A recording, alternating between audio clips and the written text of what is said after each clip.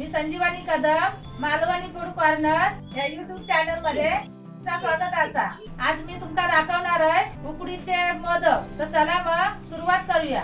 आता या ना पाणी असं उकळत ठेवलंय हे बघा, आणि आता हे जास्त पाणी होत ना म्हणून थोडा काढून ठेवायचा, मग जसा लागत तसा तसा वापरायचा।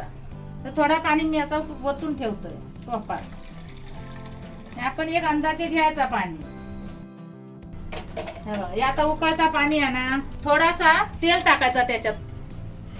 हे बघा थोडासा एकदम नॉर्मली टाकायचा तेल, आणि नंतर या 2.5 वाटी हे पीठ घेतलंय। हे बघा ही 2.5 वाटी आहे ना, ही पीठ घेतलंय तांदळाचा। या तांदळाचा पीठ 2.5 वाटी आहे ही, आणि या थोडासा मैद्याचा पीठ टाकायचा त्याच्यात, का जरा नरम येतात म्हणून। आता हे थोडा थोडा पीठ घालून घ्यायचा पाणी यात।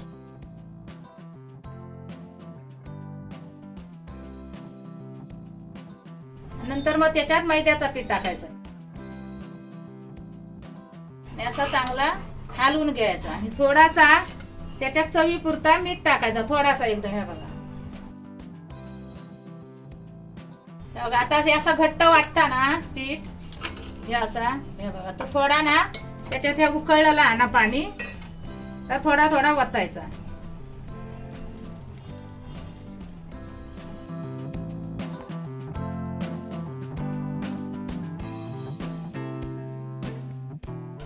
हे बघा आता कसं आहे, असा जरा नरम वाटतं हा असा। हे बघा या बारीक गॅसवर करून घेतलेला, गॅस बंद करून थोडासा आता थंड होऊ द्यायचा। हे आता पीठ ना थंड होईपर्यंत आपण तोपर्यंत ह्या सारण बनवून घेऊया खोबऱ्याचं चून। आता ह्या ना खोबरा टाकलेला 1 वाटी, ओल्या नारळाचं ह्यो चून आहे, ओल्या नारळाचं हे 1 वाटी ओल्या नारळाचं ह्यो चून आहे, आणि त्याच्यात ह्यो गुळ आहे, गुळ तो ह्यो ना मी बारीक किसून घेतलंय सुरीये। 1/2 वाटी गुळ असा, आणि ही वेलची असा थोडीशीच टाकायची, आणि जरासा मीठ टाकायचा त्याच्यात एकदम थोडा। हे बघा असा, मग तर एकसारखे असा फिरवून घ्यायचा, कारण चून गरम कित्या करून घेत नाही। मोदक जेव्हा उकडत लावशाल ना तेव्हा तर त्याच्यातच का शिजला जाणार, आणि मग चवीक चांगले लागतं।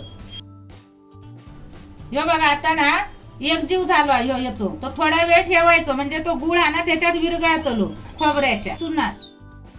आता तोपर्यंत ना हे आता पीठ मळून घेऊया ह्याचं एकजीव होईपर्यंत। आता असा ना थंड झाला आणि या चांगला शिजा निला त्याच्यात। हे बघा असा चिकट। आता ताटात काढून घ्यायचा।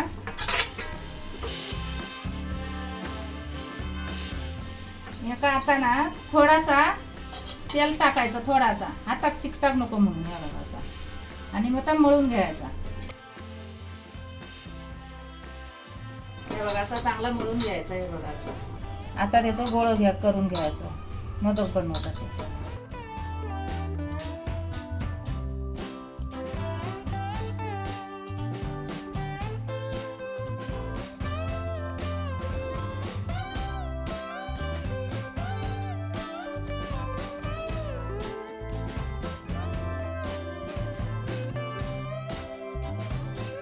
आणि आता पाकळे बनवू कोणाक येत नाही ना, म्हणून हे सोपे पद्धती या काट्यान असा किंवा चमच्यान असे ते पाकळे करून घ्यायचे।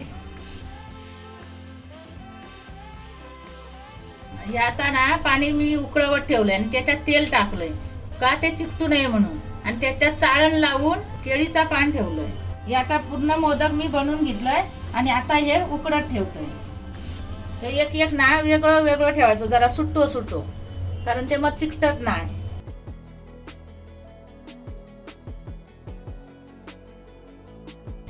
आणि आता त्याच्यावर झाकण ठेवायचा।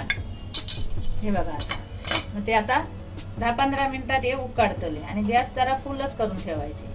आता हे उकडत ठेवल्यावर 10 मिनिटं झाली। आता ते कसे शिजले की नाही ते बघूया।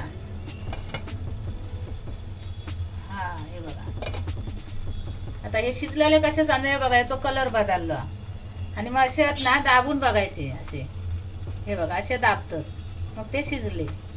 हे बघा बटन पण बेगलाच तरी चालत। हे बघा असे आता हे कपड्यांना खाली उतरून घ्यायचे असे.